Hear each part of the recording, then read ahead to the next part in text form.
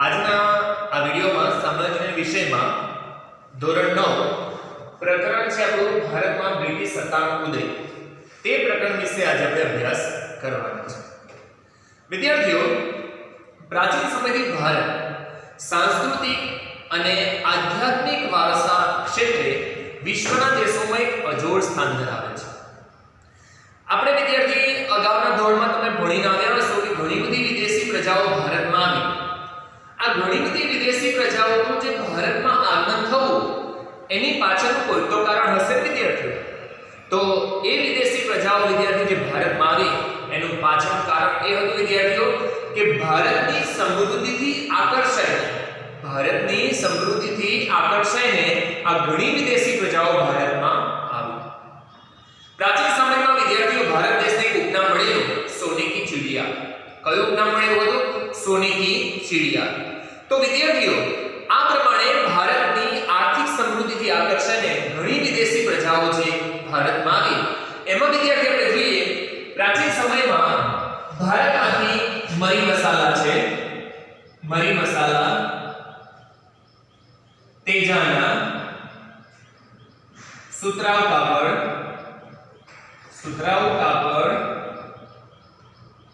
મલમલ કાપડ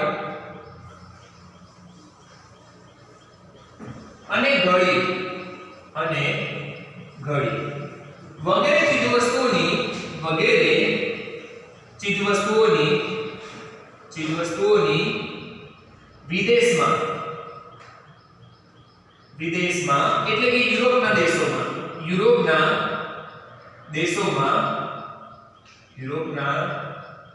દેશોમાં વધુ માંગ હતી।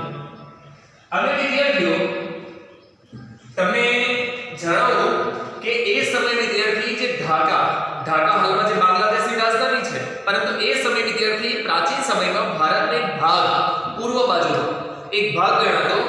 ઢાકામાં વિદ્યાર્થીઓ તેના જે કુશળ કારીગરો જે મલમલ કાપડનું જે વણાટ કામ કરતા, એ કાપડ વિદ્યાર્થી એટલું મુલાયમ અને એટલું બારીક કે એક જે મલમલ કાપડની જે સાડી છે એક વીંટીમાંથી પસાર થઈ એટલી મુલાયમ અને બારીક હતી। એટલા કુશળ કારીગરોની હસ્તકલા હતી।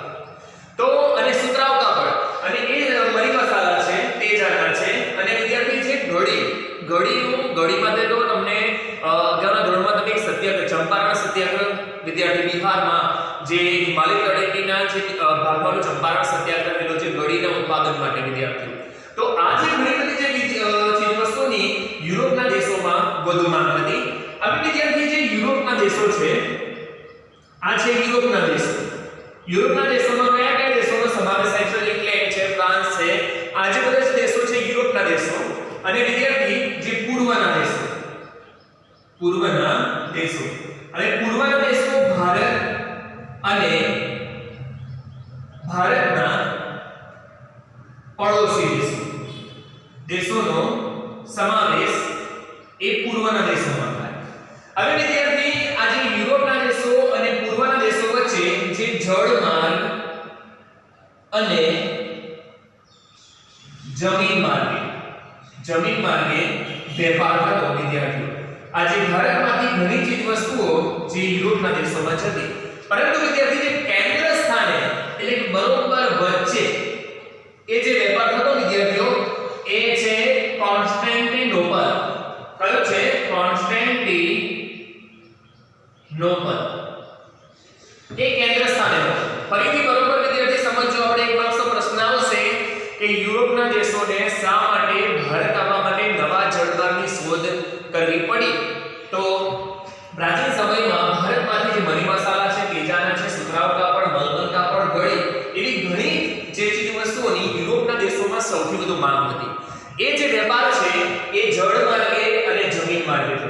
કયા બે માર્ગે થતો? જળમાર્ગ અને જમીન માર્ગ દ્વારા જે વેપાર થતો। હવે કેન્દ્ર સ્થાને શું હતું? કોન્સ્ટેન્ટિનોપલ વિદ્યાર્થી। અહીં આગળથી આ જમીન માર્ગ અને જળ માર્ગે વેપાર થતો। પરંતુ વિદ્યાર્થીઓ ઈસવીસન 1453 ની સાલમાં ઈસવીસન 1453 ની સાલમાં તુર્ક મુસલમાનોએ આ કોન્સ્ટેન્ટિનોપલ જીતી લીધું વિદ્યાર્થીઓ। ઈસવીસન 1453 ની સાલમાં જે તુર્ક મુસલમાનોએ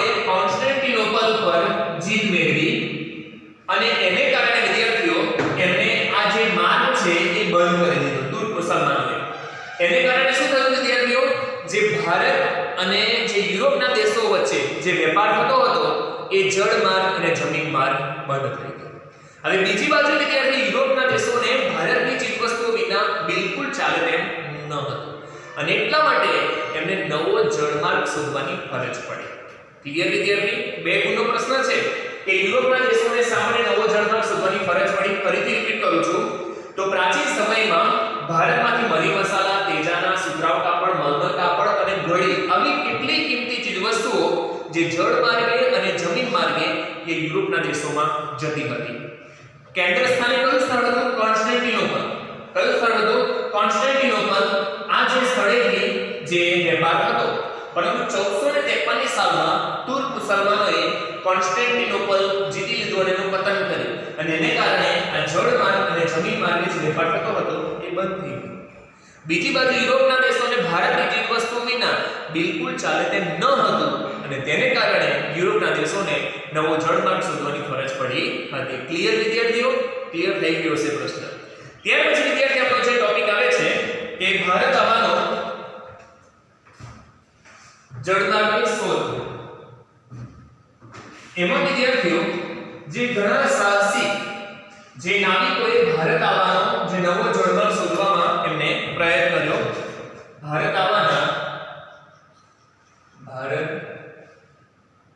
આવવાના નવા જળમાર્ગની શોધ.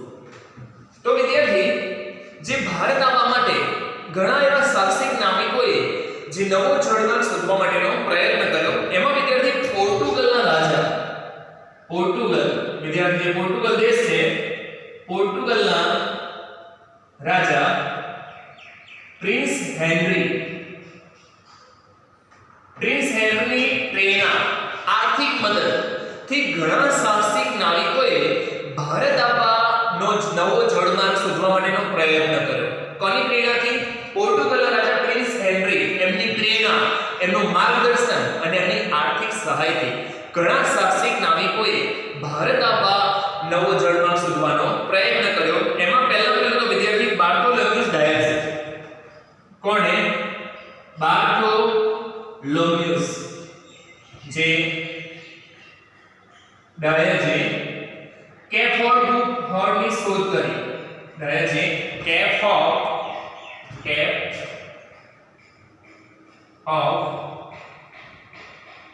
ગુડ હોપની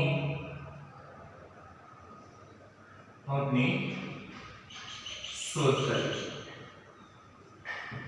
તો વિદ્યાર્થી બાર્થોલોમ્યુસ ડાયસે કેપ ઓફ ગુડ હોપની શોધ કરી. ત્યાર પછી વિદ્યાર્થી ઈસવીસન 1492 ની સાલમાં, કઈ સાલમાં?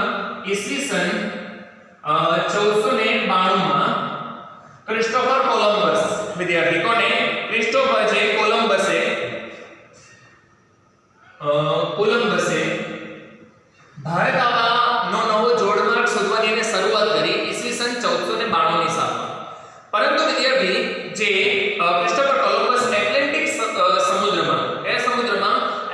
સમુદ્રમાં જે આવેલા હાલના જે વર્તમાન વેસ્ટ ઇન્ડિઝ ટાપુઓ છે ત્યાં આવીને અટકી ગયો અને જીવંત પર્યંત વિદ્યાર્થી એને એમ માન્યો કે મેં નવો જળમાર્ગ શોધી કાઢ્યો.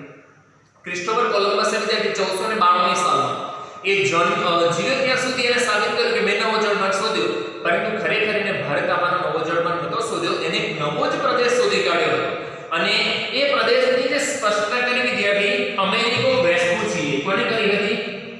અમેરિકો વેસ્પુચી.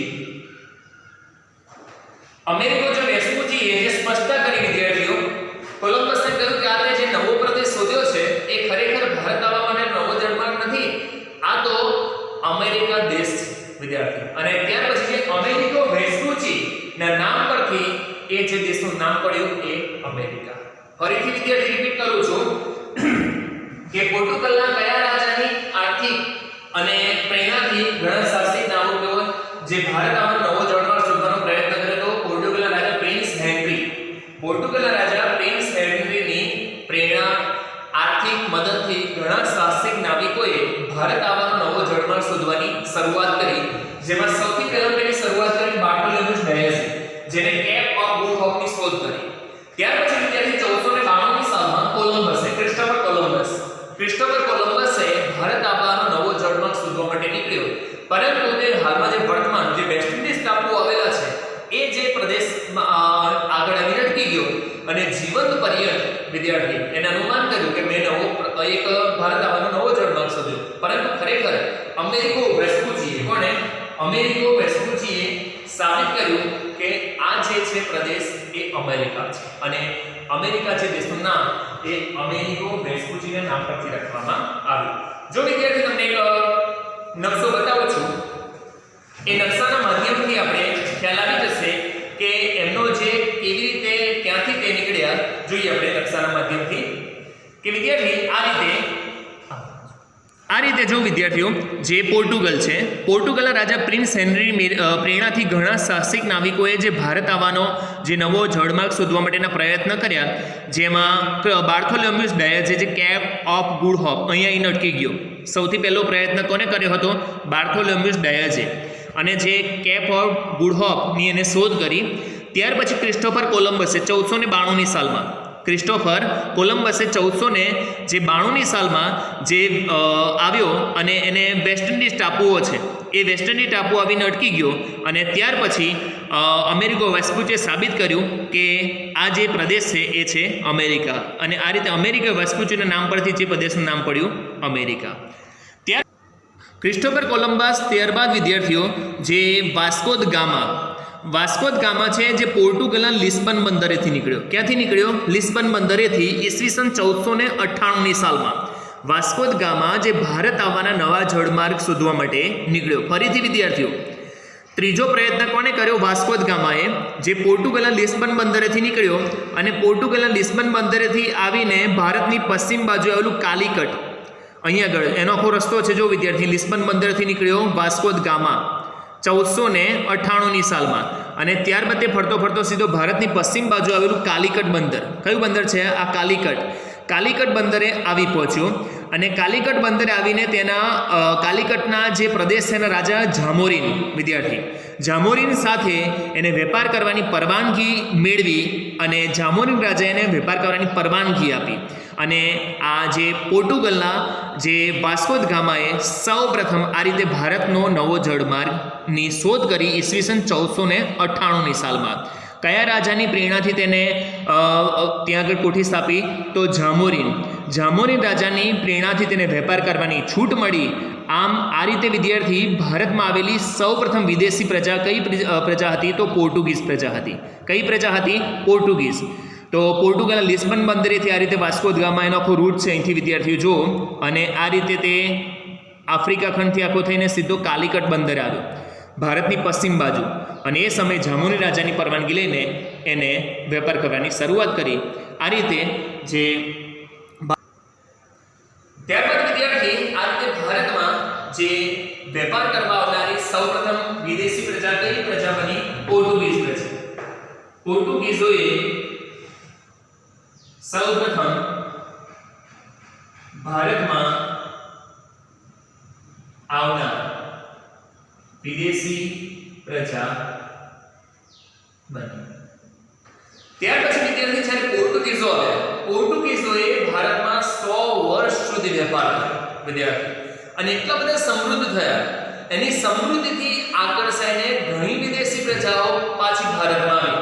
એમાં ડેનમાર્કની ડેનિશ પ્રજા, ત્યાર પછી જે ડચ પ્રજા છે, વલંદાઓ છે, આ ફ્રેન્ચ પ્રજા, આ બધી જ પ્રજાઓ ભારતમાં આવી. કારણ કે વિદ્યાર્થી એ સમયે ભારત દેશની જે સમૃદ્ધિ ખરેખર એટલી વિપુલ પ્રમાણ ભારત દેશની જે સમૃદ્ધિ હતી, અને એ સમૃદ્ધિથી આકર્ષાઈને આ બધી વિદેશી પ્રજાઓ ભારતમાં આવી. તો વિદ્યાર્થી ફરીથી ભારતમાં આવનારી સૌપ્રથમ વિદેશી પ્રજા કઈ હતી? પોર્ટુગીઝ પ્રજા. ભારત આવવાનો નવો જળમાર્ગ કોણે શોધ્યો? તો વાસ્કો દ ગામાએ. કોણે શોધ્યો? Vasco da ગામાએ. અને સૌપ્રથમ તે પોર્ટુગલના કયા બંદરેથી નીકળ્યો? તો લિસ્બન બંદરેથી. અને ભારતમાં પશ્ચિમ બાજુએ કયા આગળ આવીને અટક્યો? કાલિકટ બંદરે. કેટલાક સાહસિક નાવિકોની જે ખલાસીઓની પ્રેરણાથી તેને નવો જળમાર્ગ શોધ્યો, અને એ સમયે કાલિકટમાં જે જામોરીન રાજાનું રાજ હતું અને વેપાર કરવાની પરવાનગી મળી, અને ત્યારબાદ તેને આ પોર્ટુગીઝ પ્રજાએ કાલિકટમાં સૌપ્રથમ પોતાની વેપારી મથક સ્થાપિત કર્યું.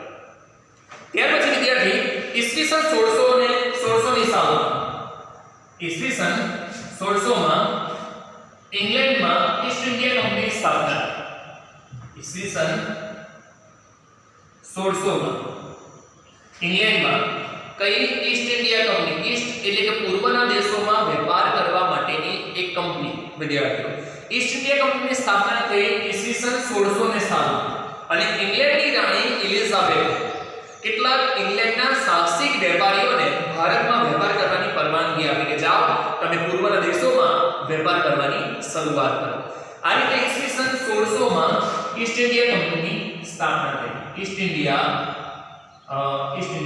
કંપની ઈસવીસન 1600 ની સાલ અને વિદ્યાર્થી ઈસવીસન 1608 ની સાલમાં ઈસવીસન 1608 ની સાલમાં જે કંપની સત્તાનું વહાણ લઈને કેપ્ટન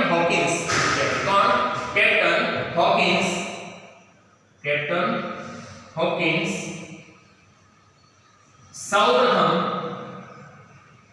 સુરત બંદરે આવ્યો ક્યાં આવ્યો સુરત બંદરે તો વિદ્યાર્થી ઇંગ્લેન્ડમાં ઈસ્ટ ઇન્ડિયા કંપનીની સ્થાપના કઈ સાલમાં થઈ ઈસવીસન 1600 ની સાલમાં આ ઈસ્ટ ઇન્ડિયા કંપનીની સ્થાપના શા માટે થઈ હતી તો પૂર્વના દેશોમાં વેપાર કરવા માટે ઇંગ્લેન્ડમાં એલિઝાબેથે કેટલાક સાહસિક વેપારીઓને ભારતમાં વેપાર કરવાની પરવાનગી આપી અને તે અનુસાર ઈસવીસન 1608 ની સાલમાં જે વિલિયમ હોકિન્સ ની આગેવાની હેઠળ જે એક જહાજ વિદ્યાર્થી સુરત બંદરે આવ્યું અને સુરત બંદરે એ સમયે સુરતમાં રાજ હતું જહાંગીર કોણ રાજ હતું જહાંગીરનું રાજ સુરતમાં હવે વિદ્યાર્થી જ્યારે સુરતમાં જ્યારે હોકિન્સ પોતાનું જે વહાણ લઈને આવ્યો એ સમય વિદ્યાર્થી ગુજરાતમાં છે ને ફ્રેન્ચ પ્રજાનું સૌથી વધારે વર્ચસ્વ હતું અને આ અંગ્રેજો અને ફ્રેન્ચો વચ્ચે કટ્ટર વિરોધી હતા કારણ કે ફ્રેન્ચ પ્રજાને એમ હતું કે જો અંગ્રેજો ગુજરાતમાં આવશે અને ભારતમાં જો પોતાની સત્તા સ્થાપિત કરશે તો આ અંગ્રેજ જે પ્રજા છે એ સૌથી વધારે સમૃદ્ધ બનશે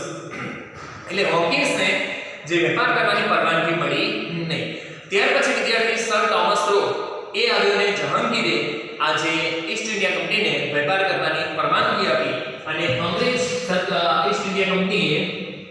ઈસ્ટ ઇન્ડિયા કંપનીએ સૌપ્રથમ સુરતમાં કોઠી સ્થાપી કોઠી એટલે શું વિદ્યાર્થી વસાહત પોતાની સત્તા તો આ રીતે ઈસ્ટ ઇન્ડિયા કંપનીએ ભારતમાં સૌપ્રથમ કયા આગળ કોઠી સ્થાપી તો સુરતમાં કોની પરવાનગી લઈને જહાંગીરની પરવાનગી લઈને સૌપ્રથમ સુરતમાં જે કોઠી સ્થાપિત કરી ત્યાર પછી વિદ્યાર્થીઓ તેમને સુરત ત્યારબાદ ભરૂચ ત્યારબાદ અમદાવાદ વગેરે જે ગુજરાતના જે સ્થળો છે આ જે સ્થળોએ તેમને પોતાની કોઠીઓ સ્થાપિત કરી અને વેપાર કરવાની શરૂઆત કરી ફરીથી વિદ્યાર્થી આનો જ પોઈન્ટ રિપીટ કરું છું કે ઈસ્ટ ઇન્ડિયા કંપનીની સ્થાપના કઈ સાલમાં થઈ તો ઈસવીસન 1600 ની સાલમાં ઈસવીસન 1608 માં કંપની સરકારનું વહાણ લઈને સુરત બંદરે સૌપ્રથમ કોણ આવ્યું તો કેપ્ટન હોકિન્સ અને ઈસ્ટ ઇન્ડિયા કંપનીએ ગુજરાતમાં સૌપ્રથમ પોતાની જે વસાહત પોતાની કોઠી ક્યાં સ્થાપિત કરી તો સુરતમાં અને સુરત બાદ તેમને ક્યાં આગળ ભરૂચ અને અમદાવાદ ત્યાર પછી વિદ્યાર્થી જે અંગ્રેજ ઈસ્ટ ઇન્ડિયા કંપનીએ પૂર્વ અને દક્ષિણ ભારતના રાજ્યોમાં તેમને આગળ વધવાની એમને શરૂઆત કરી ત્યાર પછી તેમને